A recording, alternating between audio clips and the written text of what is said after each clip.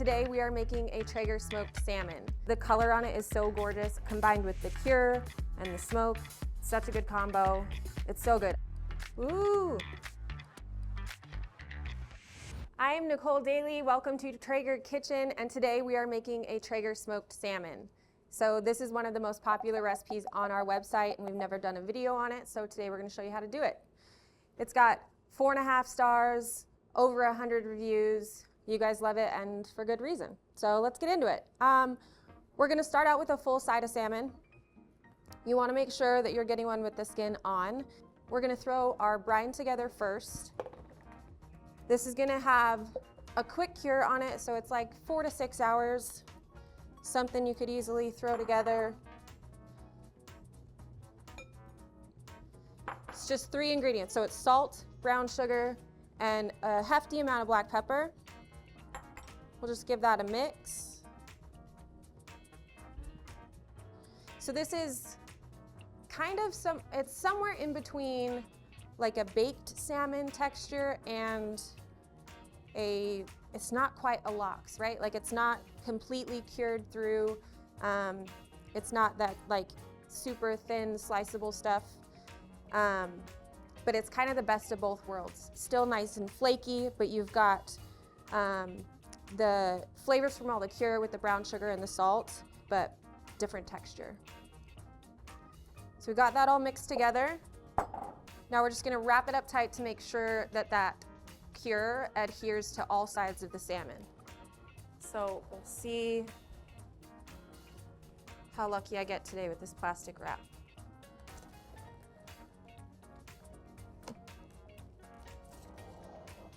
And we're going to start by just laying some of this cure down on the bottom.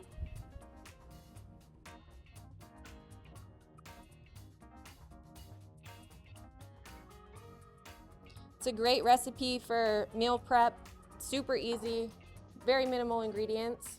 It just takes a little bit of time. It's a good Sunday afternoon project. So lay that down. This piece is trimmed up pretty well, so you'll notice I didn't really trim it at all. But depending on where your fish came from, you just want to run your fingers down the edge right here and make sure there's no pin bones and make sure there's none of that spine still connected in the center here. This one feels pretty good to me. So then we'll take the rest of that cure and just spread it over the top.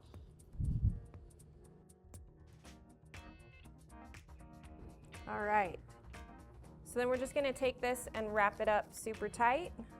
Make sure that cure gets all the way around. We're gonna tuck this under.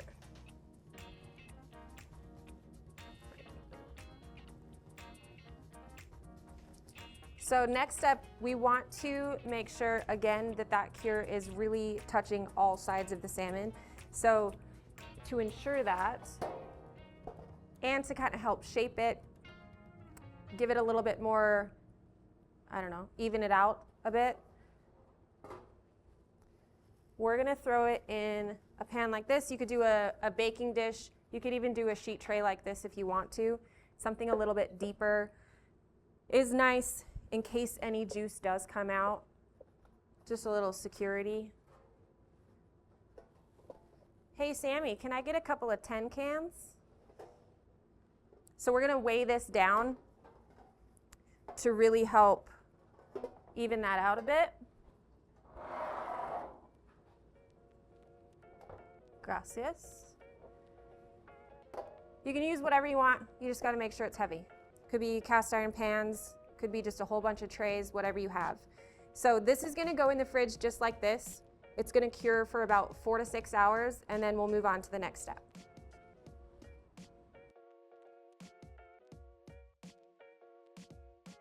Okay, so I've got another one here that's been sitting for about 6 hours. Just gonna pull these off. We'll get these out of the way actually.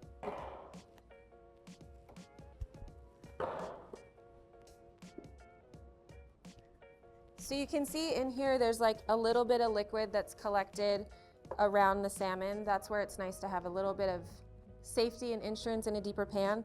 But if you wrapped it tight enough, it shouldn't be a problem. You can see there's only a little bit that came out of here. It's nice to have though. So we're gonna pull this out.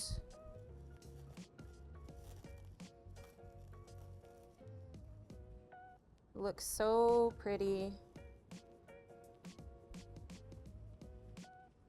Now we've got, you can see how the colors changed. The sugar and the salt have definitely done their job. The edges are a little bit more, they're cured. You can tell the texture has changed a bit. So we are going to take this over to the sink. We want to make sure we wash off all that extra salt. And then we'll get her smoking.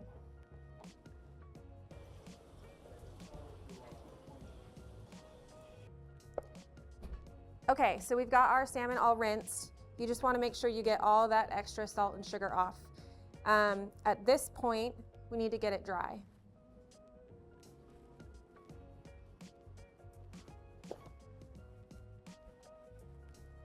So we'll just pat it dry with some paper towels and get as much of that moisture off as we can. I said we were going to go straight to the grill and smoke this, but I lied. The next step is we want to let this dry overnight. So doing that helps to form what's called a pellicle. It's a film that forms on the top of the salmon that's kind of tacky. It really helps the smoke adhere. It's a really crucial step. You don't want to miss it, like I almost just did. So what we're going to do is we're going to transfer this to a wire rack.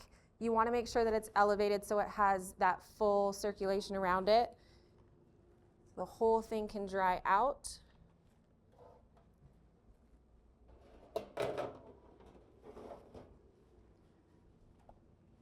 So we'll just pop this in the fridge. You want to do that overnight. So we'll come back the next day. We're not really going to do that because I have one ready. But we'll come back the next day and get it on.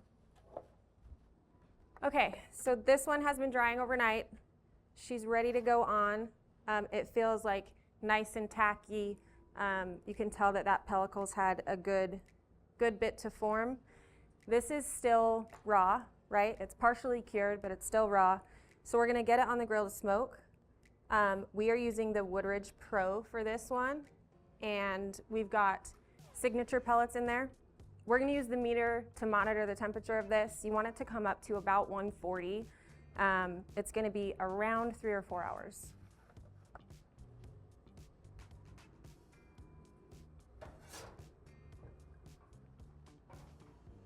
Lucky for you, we've got one that's already finished. I'm going to pull this meter out. And we did this one at 180 with super smoke. You could bump it up a little bit higher if you want. I wouldn't go over 225. I'd try to keep it as low as you can, but if you're in a pinch, you could bump it up, do it a little bit faster. But this thing, you can tell the color on it is so gorgeous. I think the cherry in the signature blend really helps bring a lot of that pink out. Combined with the cure and the smoke, such a good combo. We're gonna give it a shot.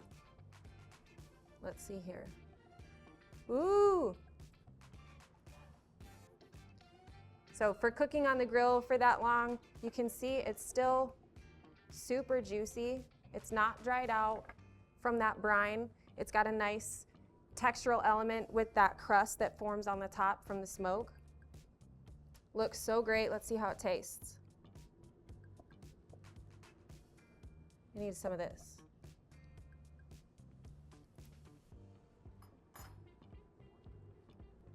That's so good.